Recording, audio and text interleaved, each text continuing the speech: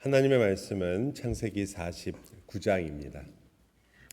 창세기 49장 10절로부터 12절 말씀입니다.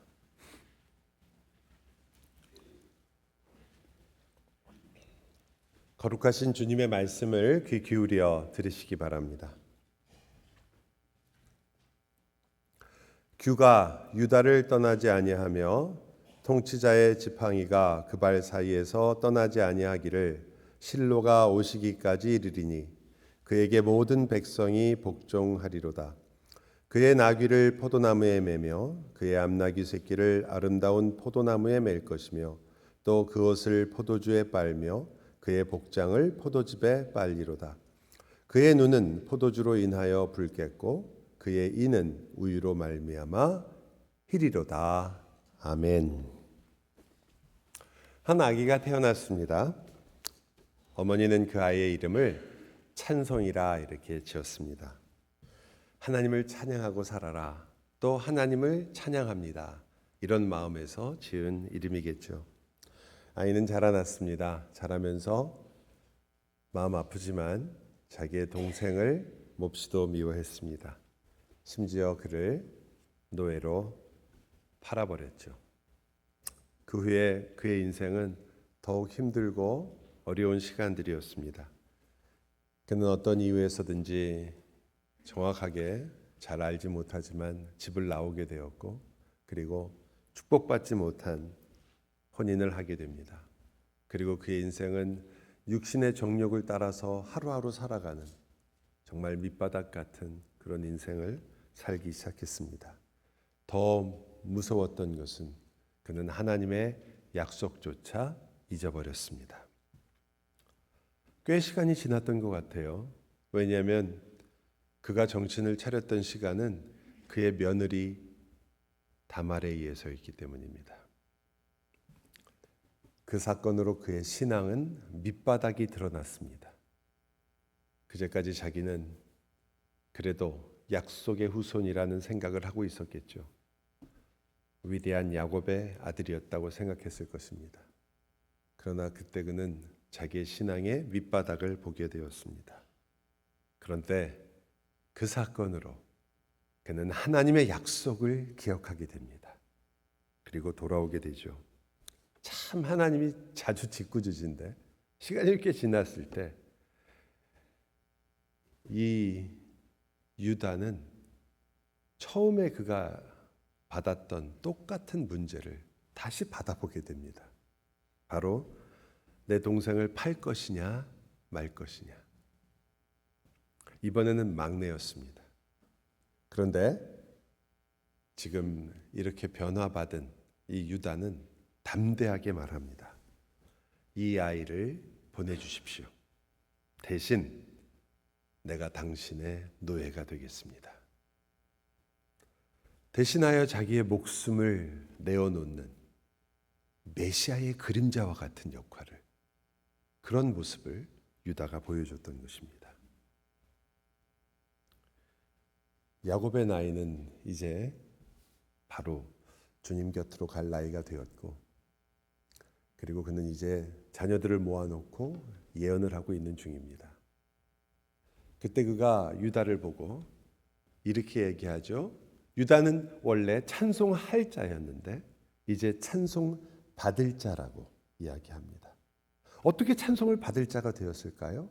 그는 이제 메시아의 역사의 길로 들어서서 이제 앞으로 오실 그 메시아가 찬송 받을 자라는 것을, 찬양 받을 자라는 것을 유다를 통해서 야곱은 예언하게 됩니다.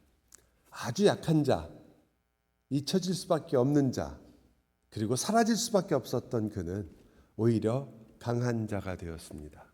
아니, 가장 바닥이었던 그의 인생이었는데 사실 가장 귀한 메시아의 길을 걷는 가장 귀한 자가 되었죠. 지난주에 저희가 약한 자였으나 강한 자가 된 이 유다의 이야기를 함께 읽었습니다. 오늘은 그래서 그 강한 자로부터 출발하려고 합니다. 이 유다, 그 강한 자, 강한 메시아, 그리고 그 이야기는 오늘 읽은 첫 구절에서 너무나 분명하게 나타나죠. 첫 구절에 이렇게 시작하죠. 주가 유다를 떠나지 아니하며 통치자의 지팡이가 그 발 사이에서 떠나지 아니하기를. 주가 떠나지 않는다, 통치자의 지팡이가 떠나지 않는다는 말은 통치권, 왕권이 그에게 계속 있다는 뜻입니다. 왕권이 그와 함께 할 것이다. 근데 언제까지 함께 하느냐? 실로가 올 때까지다. 아마 창세기 전체에서 가장 어려운 단어를 우리가 만난 거죠. 실로라는 단어는 굉장히 어렵습니다. 그래서 어떤 분들은 실로가 뭐가 어려워? 나중에 이스라엘이 장막을 임시로 거기다 갖다 놓은 것이 실로 아니었나? 맞아요. 나중에 우리 출애굽 이후에 한참 후의 이야기지만 실로 아니었나? 맞습니다. 그런데 그래서 어떤 분은 그래서 그 실로에 다다를 때까지 실로에 이스라엘 백성들이 거기서 독립할 때까지 여러 가지 의미를 가질 수 있지만 애석하게도 영어로 말하면 스펠링이 달라요. 이 실로하고 그 실로하고는. 그리고 또 지명도 아닌 것이 거의 분명합니다.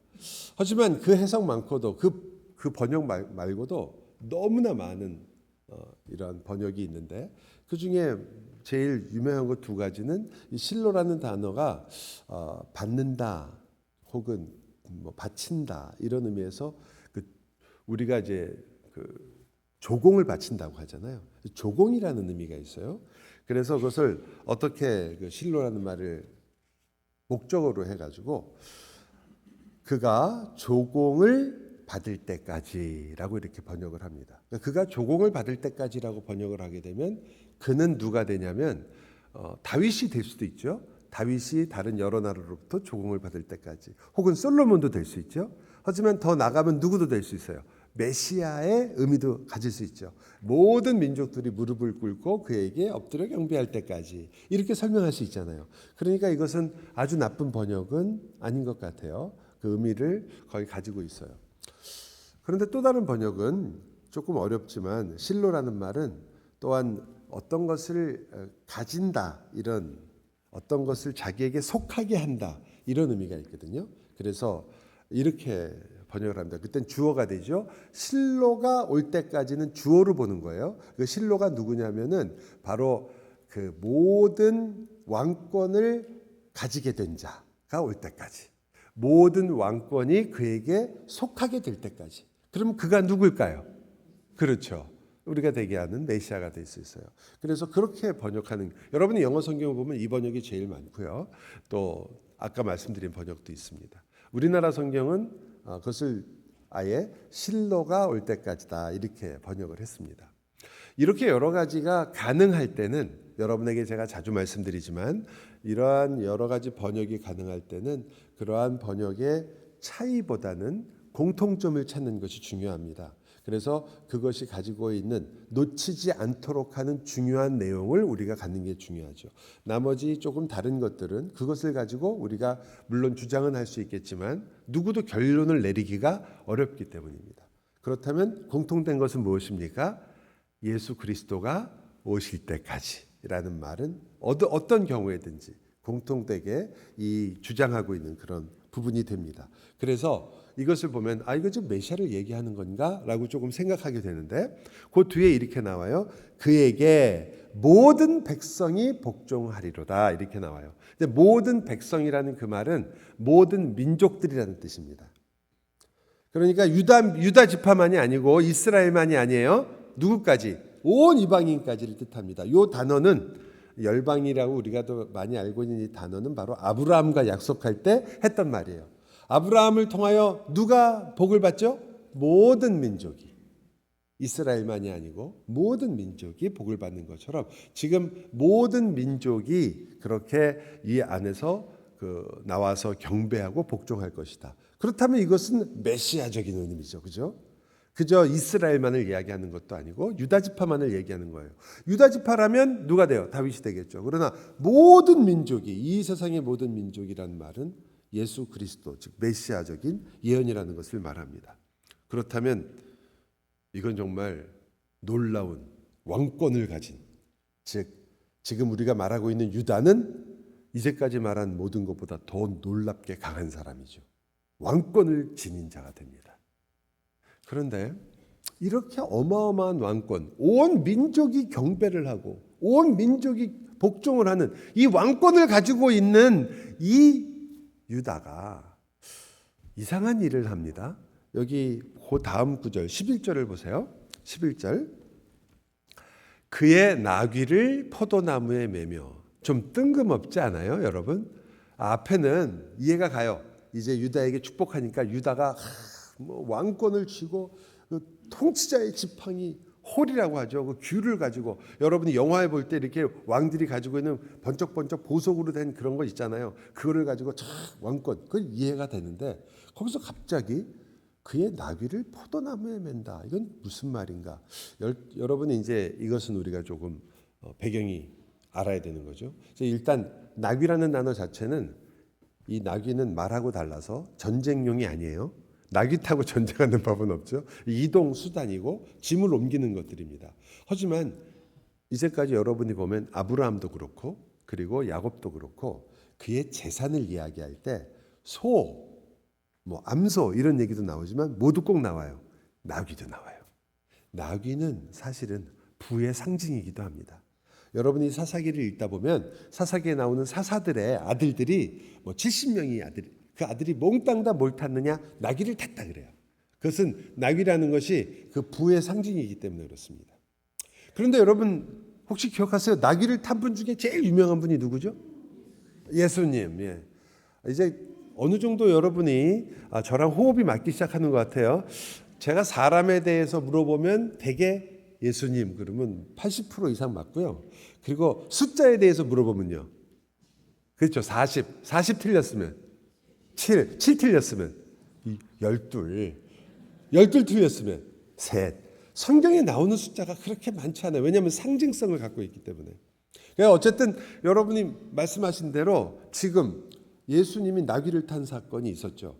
이 사건이 지금 우리가 생각하는 대단히 이 부자구나, 지금 유다가 부자가 될 것을 이야기하는구나를 좀 뒤집는 사건이에요. 왜냐하면 그 뒤에도 보면 포도주에다 옷을 빤다고 그러거든요. 야, 포도주가 얼마나 많으면 거기다 옷을 빨겠어요. 포도주가 싼 게 아니거든요. 물하고 다르잖아요. 그냥 물론 이 여러분이 생각하기에 거긴 사막지대니까 물도 비싸겠지 생각하겠지만 그래도 포도주라는 것은 거기서 생필품이거든요. 또 이렇게도 얘기해요. 나귀를 포도나무에 맸다고 그래요. 이것도 굉장히 부자란 뜻입니다.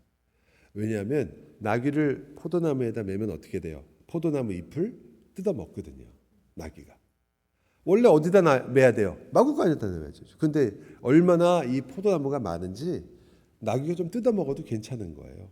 그래서 거기다 그냥 나귀를 포도나무에다 맸다 이렇게 표현하는 거죠. 그것도 아름다운 포도나무, 좋은 포도나무. 원래 좋은 포도나무에서는 포도를 결실을 해야 되는데 거기다 나귀를 맬 정도니까 얼마나 여유가 있는 집안이에요. 이건 지금 부자라는 걸 얘기하는 거예요.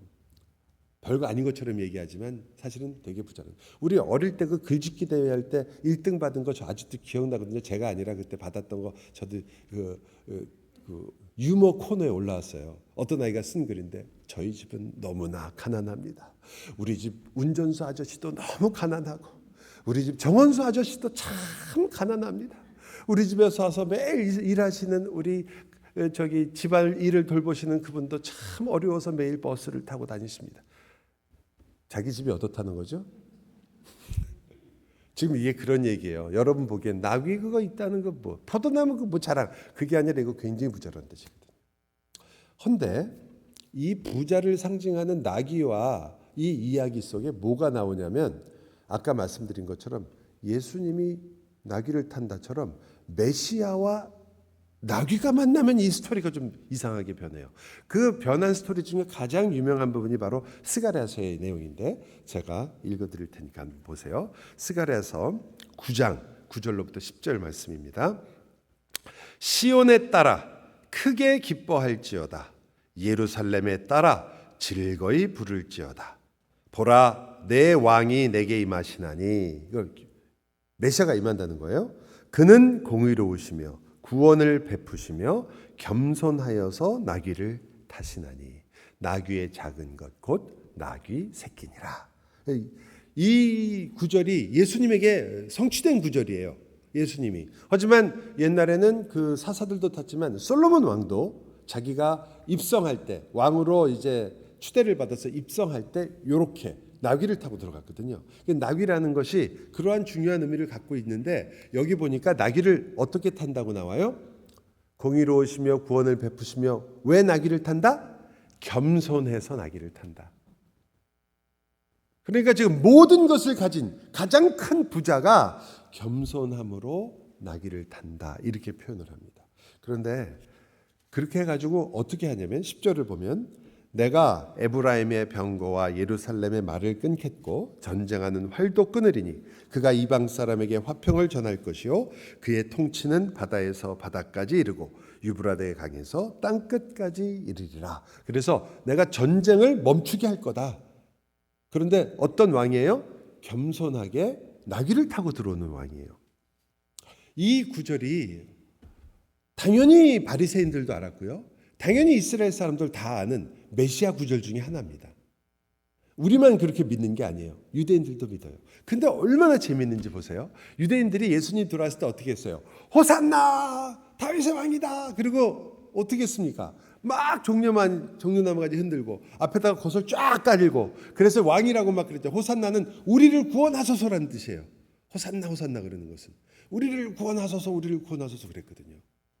그래갖고 헤롯도 얼마나 놀라고 많은 유대인 지도자들이 전부 다 걱정했잖아요. 왜? 저 사람들이 지금 예수를 중심으로 해서 반란을 일으키는 게 아닌가. 와고 난리를 치니까요. 왜 그랬죠? 바로 이 구절 때문에 그랬거든요. 메시아가 이렇게 온다. 나귀를 타고 온다. 그런데 이렇게 유명한 구절인데 앞에 보면 의로, 구원으로, 그리고 그 앞 구절이 뭐냐면 승리하는 왕이거든요. 이 승리의 왕이 나귀를 타고 그리고 예루살렘으로 들어오는 거예요. 나귀는 아까 뭐라고 말씀드렸죠? 부의 상징이기도 하거든요. 그러니까 야, 이분이 와셔서 드디어 이 우리의 대적들을 다 물리치고 드디어 우리로 하여금 자유를 누리게 하겠구나라고 생각한 거예요. 무슨 단어를 끝까지 무시한 거죠? 겸손이란 단어를 무시한 거죠. 여러분, 마태가요, 이 구절을 그대로 인용하거든요. 그런데 마태는 공의롭고 구원하시고 다 빼요. 겸손하셔서 그것만 남겨요. 왜냐하면 이 구절에서 사람들이 다 놓친 게 바로 이거니까. 이 겸손이라는 구절을 우리는 그냥 읽으면서 예수님이 그렇지, 겸손하셔야지, 그는 겸손하고 온유한 분이니까 그렇게 생각하시지만, 히브리어를 생각하시는 분은 다른 걸 생각하실 거예요. 이 단어는 아니라는 단어인데 발음도 얼마나 쉬워요. 아니. 그러니까 우리가 생각하는 게 아니라는 거죠. 겸손이라는 뜻인데 가난하다는 뜻이에요. 여러분이 마음이 가난하다 할 때처럼 가난하다는 뜻이고 상처를 입었다는 뜻이에요. 심지어 여러분이 잘 아는 이사야서 53장을 보면 그 유명한 종의 노래가 나오죠. 우리는 다 양 같아서 각기 제 길로 갔거늘 이라는 그 유명한 구절. 거기 뭐가 나요? 그는 우리의 질고를 알고 우리의 고통과 슬픔을 아시고 그것을 지시고 그는 고난을 당하셨다. 그렇게 나오잖아요. 기억하세요? 예, 우리가 항상 고난 주간이 되면 가장 좋아하는 구절 중에 하나예요. 거기서 나오는 고난이라는 단어가 같은 단어예요. 그러니까 그는 고난으로 나귀를 타셨다. 그는 지금 가난함으로 나귀를 타셨다. 그는 지금 그 마음에 상처를 입음으로 나귀를 타셨다는 뜻입니다. 이건 정말 이스라엘은 물론이고 이방인들조차도 전혀 예상하지 못했던 그러한 모습이죠. 그들은 뭘 기대했겠어요? 아까 우리가 봤던 것처럼 권력을 기대했습니다. 그들은 힘을 기대했죠. 그들은 이 모든 문제를 그 단번에 해결할 그러한 왕을 기대했고 승리의 환호를 외쳤으며 군대와 창을 기대했고, 그리고 그들이 기대했던 것은 드디어 이 모든 것이 전복돼 버릴 것이다라고 기대했습니다. 여러분, 이 모습은 어떻게 저렇게 생각했을까? 잘 몰랐구나라고 하기 쉽지만 사람이 하나님의 말씀을 얼만큼까지 왜곡할 수 있는가를 보여주는 아주 중요한 장면입니다. 그 겸손이라는 단어만 알았어도, 고난이라는 단어만 알았어도 우리의 메시아는 고난받는 메시아라는 것을 분명히 생각했을 텐데 그들은 모세오경을 달달 외우시는 분들인데 평생을 그토록 성경을 공부한 율법학자들이 어떻게 메시아를 기다리면서 어떻게 그 부분은 그렇게 빼놓을 수 있을까? 이유는 아주 간단합니다. 성경 말씀을 내 상황과 처지와 내 마음에 따라서 읽기 때문입니다. quiet 타임을 하는 것은 좋은 습관이고 훌륭한 일입니다. 안 하시는 것보다는 100배 낫겠죠. 그러나 여러분이 만일 여러분의 상황에 따라서 성경을 읽기 시작하면 그것은 어쩌면 우리의 진정한 눈과 귀를 가리고 내가 듣고 싶은, 그리고 내가 관심이 있고 내가 생각하는 것만을 찾을지도 모릅니다. 어떤 분은 이사를 생각하고 있는 분은 그저 맨날 창세기 12장에 관심이 많습니다. 아브라함이 드디어 저 윗동네부터 아랫동네로 내려왔다는 이야기가, 그래, 하나님께서 내 길도 인도하셔서 이사 가라는 뜻이다, 이렇게 생각하기 쉽습니다. 그런 일이 왜 없겠습니까? 우리는 그러한 일들을 자주 하니까요. 여러분이 어렵고 힘들고 무조건 그 마음에 고통스럽고, 그때는 자기의 죄를 깨닫거나 혹은 자기가 하나님 앞에 어떻게 살았는가, 내가 누군가를 생각하기보다는 뭐가 더 좋습니까? 놀라지 말라, 두려워 말라, 이런 말씀이 훨씬 귀에 잘 들어오죠. 진짜 하나님의 말씀은 놀라지 말라, 두려워하지 말라가 아니라 사실은 너 자신을 살피고 네가 지금 어디에 있는지 누구인지를 알아라, 이런 말씀이 있을 텐데 우리는 그것을 우리가 원하는 대로 너무나 쉽게 받아들입니다. 물론 설교를 들을 때는 말할 나위도 없겠죠. 그것조차도 주무시다가 못 들으면 그건 더 안타까운 거지만, 그러나 어쨌든 우리가 말씀을 들을 때 보면 우리 자신이 무엇을 향하고 있는지를 항상 생각하게 됩니다. 그래서 우리는 너무나 놀라운 왕의 말을 듣게 되는 거예요. 나는 군대와 함께 오지 않는다. 나는 너희를 섬기러 왔다. 나는 너희에게 나를 주기 위해서 왔다. 나는 너희의 고통을 알고 있으며 너희가 끊임없는 공격 속에 있고 매일 화를 맞으며 창에 찔리고 상처를 입고 있는 것을 보고 있고 알고 있다. 그래서 내가 너희를 섬기러 왔다. 내가 이들을 끊어버릴 것이다.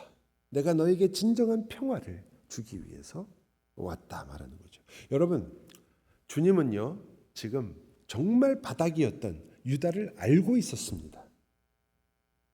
주님은 유다를 위해서도 오시거든요. 그의 상처를 알고 그의 시기심을 알고 있었습니다.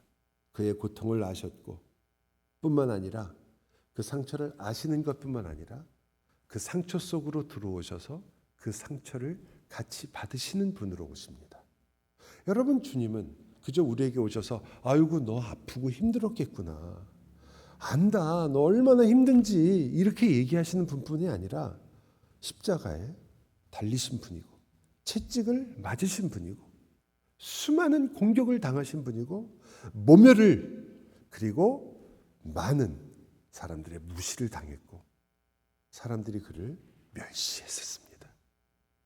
그의 마음의 상처를 생각해 보십시오. 하나님의 아들, 그리고 하나님이신 그분께서, 이 우주를 창조하실 때 함께 창조하신 분께서 지금 멸시를 받았습니다. 그분은 상처를 정말로 아시는 분입니다. 여러분이 상한 자존심이 얼마나 대단한지 모르겠지만, 그러나 예수 그리스도께서 당하신 일은 비교할 수가 없습니다. 여러분, 정말 여러분이 내 마음은 아무도 모를 거야 하는 그 순간에 저는 이 그리스도를 기억하셔야 됩니다. 여러분이 당한 일이 어떤 일이든지 주님께서는 그 일을 아실 뿐만 아니라 주님께서는 그 상처를 함께 입으신 분입니다. 가장 강한 분, 가장 부유하다고 말하는 이 메시아, 그는 마음의 상처를 입으시고 또 우리의 상처를 그래서 아시는 분입니다. 강하지만 상처를 입은 자, 멸시와 저주의 십자가를 직접 지신 자. 여러분, 일반적으로 말해서 우리가 그래도 저주까지는 안 받잖아요. 정말 원수의 원수를 만나기 전까지는 설마 누가 여러분한테 저주하듯이 진짜로 진심으로 저주하는 저주를 받진 않으셨잖아요. 예수님은 그 저주를 받으셨습니다. 그런데 여러분이 남에게 받은 상처 입을 만한 말을 왜 모르시겠습니까? 왜 여러분의 상처와 아픔을 모르시겠습니까? 아픔만 아니라 그 상처와 아픔 속에 왜 주님께서 없다고 생각하십니까? 주님은 그 모든 것을 아실 뿐 아니라 함께 당하신 분으로 강해 보이고 모든 것을 가진 자 같지만 가장 약한 자로 우리와 함께 계셨습니다. 맞아요. 강하신 예수님은 약한 자이시기도 합니다. 그분은 수치를 당하신 자요, 저주받은 십자가를 지신 자요, 그렇게 우리와 함께 쓰러지셨던 분입니다. 우리와 함께, 죄수와 함께 달리셨던 분입니다. 그렇기 때문에 우리와 함께 일어나실 수 있었고, 우리를 일으키실 수 있었고, 우리를 일어나게 하신 것입니다. 주님께서는 우리와 함께 누우셨고, 우리와 함께 우셨고, 우리와 함께 고통을 받으셨고, 우리와 함께 일어나십니다. 어떻게 가능한가 이게? 도대체 주님이 이렇게 하실 수 있는 가능성이 어디에 있는가? 그냥 예수님이니까? 아니요, 단순히 그렇지 않아요. 이 일은 바로 그 구절에 나오는 포도주와 관계되어 있습니다. 여러분, 본문에서 왕이 그리고 메시아가 그리고 유다가 자기의 옷을 포도주에 빨죠. 야곱이 말합니다. 유다야, 너는 너의 옷을 포도주로 빨 사람이다. 그것은 앞으로 예수 그리스도도 말하지만 유다도 자기 옷을 빤다는 말 아니에요. 아까 말씀드린 것처럼 그것은 굉장히 풍요로움을 뜻하기도 합니다. 하지만 반대의 의미도 있어요. 그건 뭐냐면 포도주로 옷을 빨아보시면, 여기에 아무도 안 계시겠지만 한번 집에 가셔서 포도주가 집에 남아있으면 마시지 마시고 하얀 옷을 한번 거기다 빨아보세요. 어떻게 되는지. 백포도주가 아닌 이상은 빨간색으로 물들겠죠. 여러분, 오히려 옷을 더럽게 하는 거죠. 붉게 만드는 겁니다. 포도주에 옷을 빤다는 것은. 그리고 놀랍게도 이와 똑같은 사건을 성경은 기록하고 있습니다. 사실 이 일을 추적하기 위해서는 우리는 이사야서 63장을 가야 되고, 이 일을 추적하기 위해서는 또한 계시록 19장을 가야 되지만, 그러나 저는 이 부분들은 우리 성경 공부할 때, 우리가 기회가 날 때 여러분에게 좀 더 자세히 소개해 드리려고 합니다. 제가 목회를 하면서 요즘 조금씩 철이 들면서 깨달은 건데, 이거 다 설명해서 기억하시는 분이 저까지 포함해서 별로 없구나. 오히려 이것은 공부를 하면서 차근차근 공부하는 게 낫겠구나 생각을 해요. 하지만 결론을 보시면 충분히 아실 수 있기 때문에 제가 그렇게 하는 거죠. 우리가 보고 싶은 결론은 계시록 7장입니다. 우리 계시록 7장 14절을 여러분 화면만 기다리지 마시고 한번 성경을 한번 찾아봤으면 좋겠습니다. 계시록 7장 14절입니다. 한 절이니까 우리 같이 읽었으면 좋겠어요. 창세기하고 계시록은 제가 찾으라고 자주 얘기하시잖아요. 이거 하시는데 계속 흔들고 왔다 갔다 하시면 안 돼요. 계시록은 맨 마지막입니다. 자, 같이 읽죠. 시작. 내가 말하기를 내 주여 당신이 아시나이다 하니 그가 나에게 이르되 이는 큰 환난에서 나오는 자들인데 어린 양의 피에 그 옷을 씻어 희게 하였느니라. 거기 피에 옷을 씻는다고 그러죠. 그러니까 그 피가 포도주와 피가 왜 같은 의미인지를 설명하는 것이 사실은 이사야서입니다. 하지만 여러분이 성경에 보면 갈릴리가 아니라 가나 혼인 잔치를 보아도 이 포도주를 만드는 사건 자체가 그리스도의 피와 관련이 있다는 것을 알 수 있고, 포도주는 자주 이 어린 양의 피나 그리스도의 피와 연관이 있습니다. 여기서 주님은 자신의 피로 우리의 옷을 빨았다고 이야기하죠. 어린 양의 피로 우리의 옷을 빨았다. 그래서 예수 그리스도께서 우리를 위하여 자기의 피를 흘렸고 그렇게 함으로써 우리의 옷을 빤 것을 말합니다. 또한 동시에 이것은 그리스도께서 우리의 옷을 빨기 위하여 자신의 옷을 피로 물들였다는 것도 의미합니다. 그것은 바로 예수께서 우리보다 먼저 채찍에 맞으셨고 우리를 위해서 피를 흘리셨으며 그의 옷을 피로 적셨다는 것을 계시록 19장에 보면 그가 피가 묻은 옷을 입고 있는 그러한 흰말을 탄 사람을 우리가 발견하기 때문입니다. 유다 자신에게는 이 옷은 자기의 인생입니다. 우리에게도 마찬가지가 되겠지만 그것은 자기의 과거입니다. 유다에게 이 옷은 자기의 수치이며 자기의 아픔입니다. 유다에게 이 옷은 고통이기도 하고 고난이기도 합니다. 주님은 유다를 위해서 사실상 그의 옷을 입으시는 것이고 그의 옷은 그 주님의 피로 깨끗하게 빨아지게 됩니다. 그 옷은 유다의 옷으로 끝나지 않고 예수 그리스도의 옷으로 끝나게 됩니다. 지금 유다에 대해서 예언하고 있지만 그 예언은 그리스도를 바라보기 때문입니다.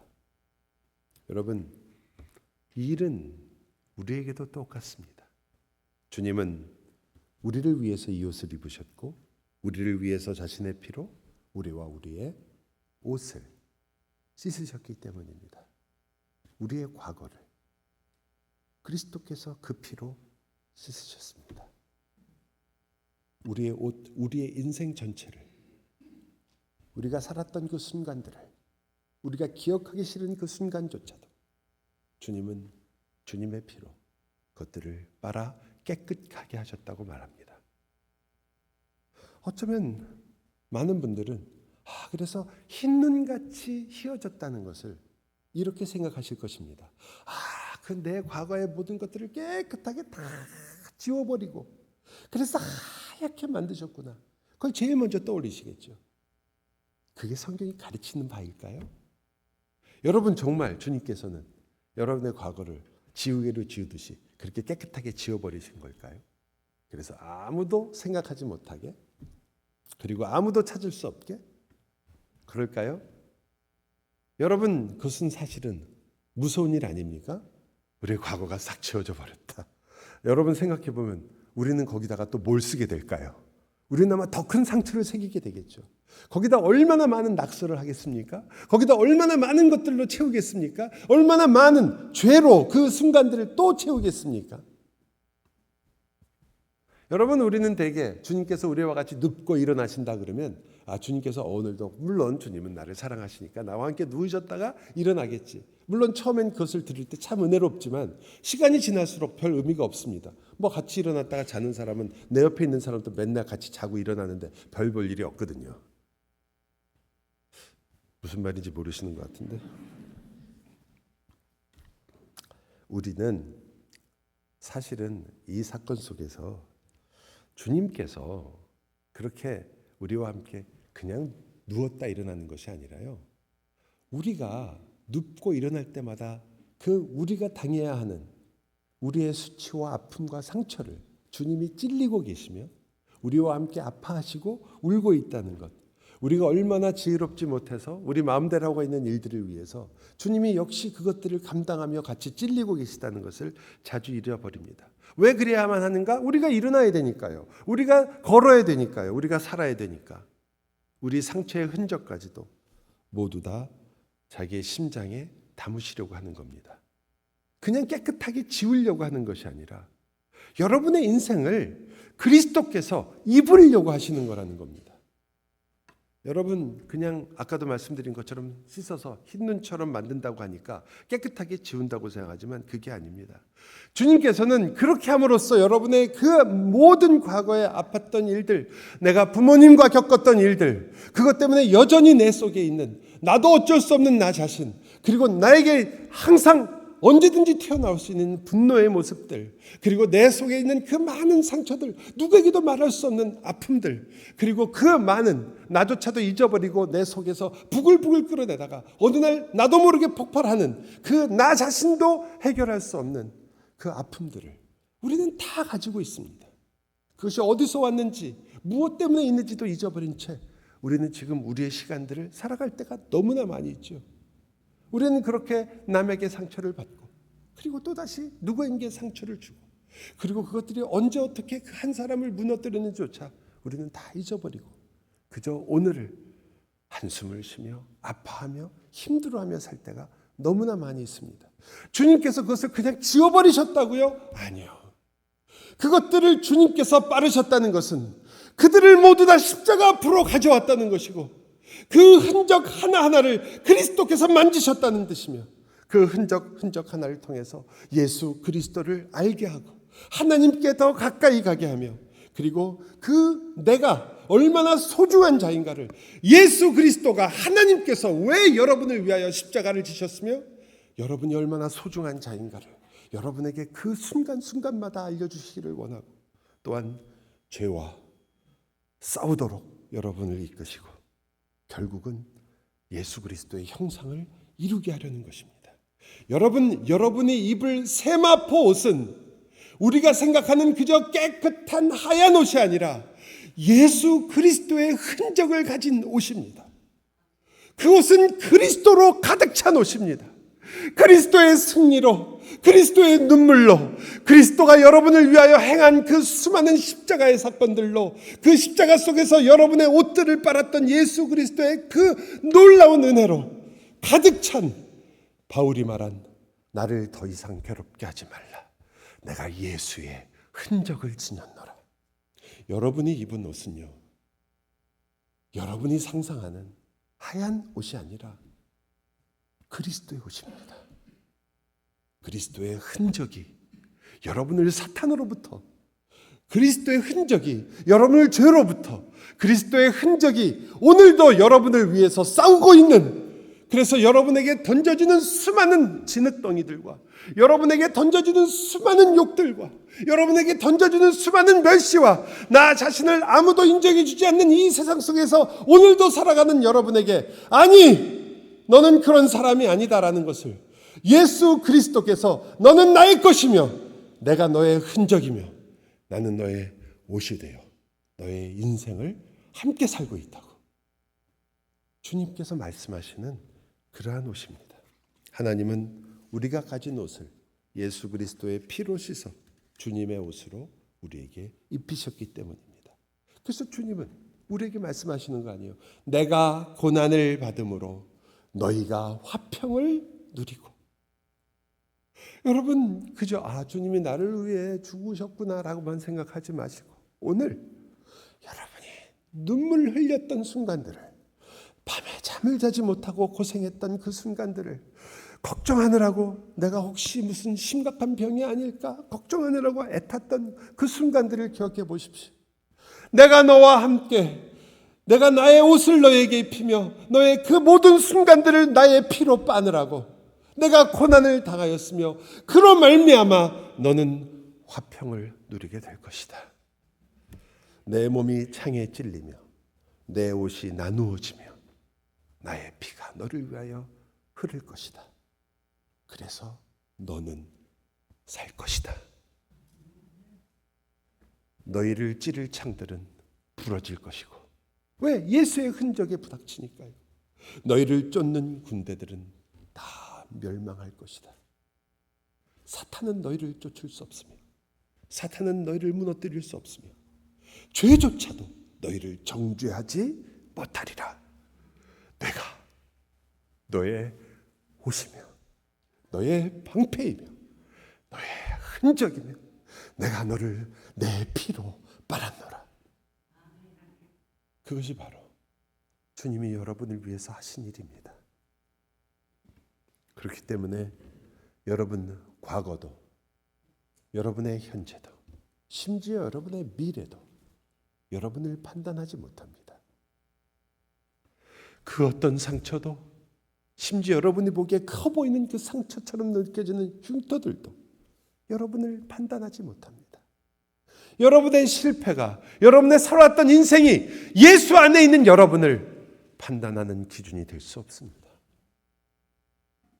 왜냐하면 여러분은 하나님의 사랑이고 하나님의 형상이며 하나님의 기업이고 하나님의 자랑이기 때문입니다.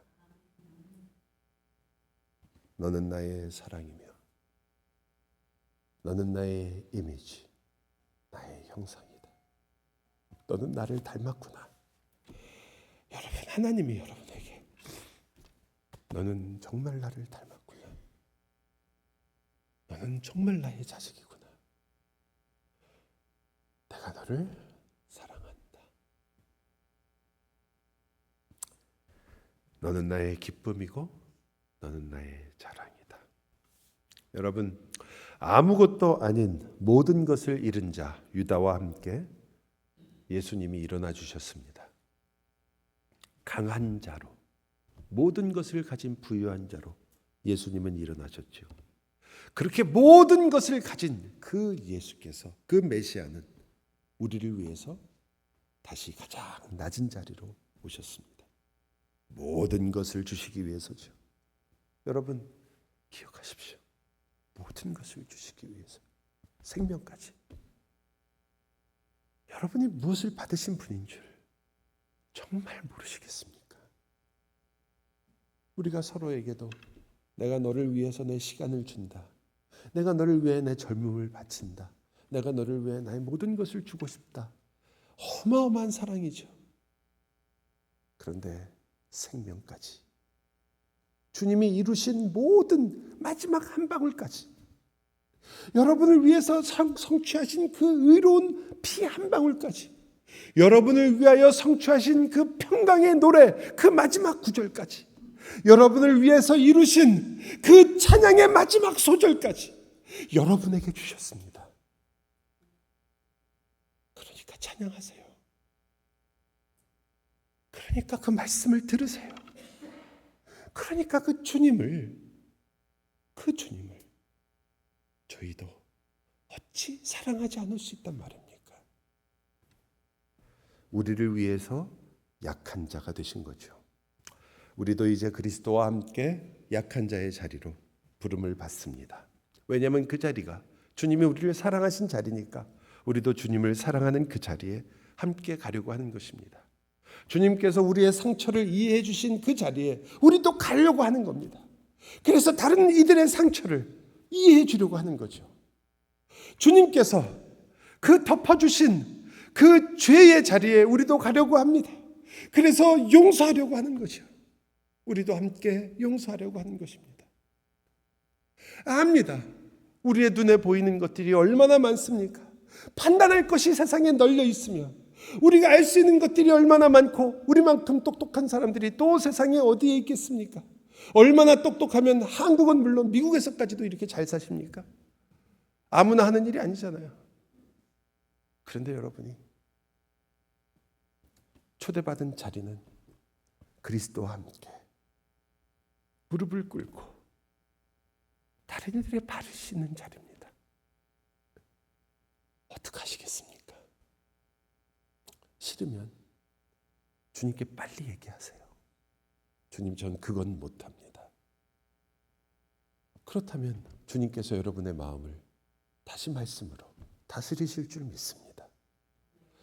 그러나 여러분, 이 말씀이 진실이며 진리라고 여러분 마음속에 믿어지신다면 그건 성령 하나님의 음성입니다.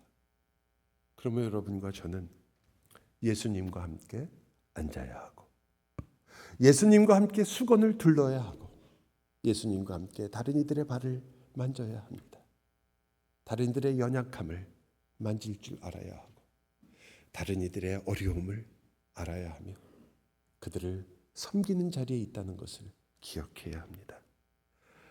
대단한 것이 아니라 사실은 그저 그들을 위해서 따뜻한 말 한마디가 어떤 때는 여러분의 섬김이 될 것이고 여러분 자신을 위해서도 여러분이 예수 그리스도로 빨아진 나의 옷을 입은 여러분을 스스로 주님 앞에서 보는 일도 분명 주님을 따라 사는 일입니다. 여러분이 도대체 누구입니까? 그게 바로 그니 주님과 함께 눕고 주님과 함께 일어나는 자, 이게 우리입니다. 말할 수 없는 사랑을 받았습니다. 그리고 이제 말할 수 없는 영광으로 서로 사랑하는 사람들입니다.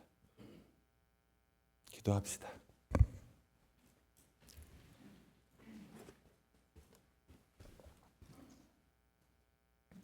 주님께서 유다를 위해서 그의 인생의 옷을 입으셨습니다.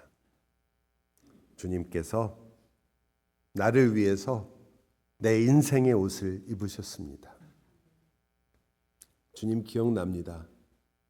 친구와 싸우며 그를 욕했던 순간들, 그리고 그 친구가 저의 마음에 평생 잊지 않을 말들을 심어놨던 순간들 기억합니다. 주님이 그 순간을 주님의 피로 빨았다는 것을 주님, 제가 알게 해주십시오. 부모님의 아픔을 옆에서 보았고 그 아픔으로 힘들어했던 순간들을 기억합니다. 과거를 지우고 싶은 그 순간들을 여전히 알고 있습니다. 그러나 이제 과거가 그 과거가 아니고 그 과거가 내 인생을 만드는 것이 아니라 예수 그리스도의 그 피가 나의 인생을 빨았으며, 그리고 나는 이제 그 일들이 오히려 주님께 가까이 가며 주님을 사랑하게 하며, 그리고 그 일로 다른 이들을 이해하게 하며 사랑하게 하는 귀한 일들로 주님께서 부르셨다는 것을 주여 알게 하여 주시옵소서. 주여, 이 위대한 치료자를 만나게 하여 주옵소서. 우리의 과거의 모든 순간들과 지금 내가 겪는 모든 일들과 앞으로의 나의 아픔들조차도 그리스도의 피 속에서 주님이 나의 인생을 그렇게 깨끗하게 하셨다는 것을, 예수의 흔적을 그곳에 남기셨다는 것을 주님, 주님의 흔적을 우리의 손으로 만지고, 그래서 참 감사하게 하시옵소서. 나의 아픔밖에 없었던 이 고집불통의 시간들을 주님이 만지사 주님의 흔적으로 이루어 주셔서 감사합니다. 감사합니다. 예수 그리스도의 이름으로 기도하옵나이다. 아멘.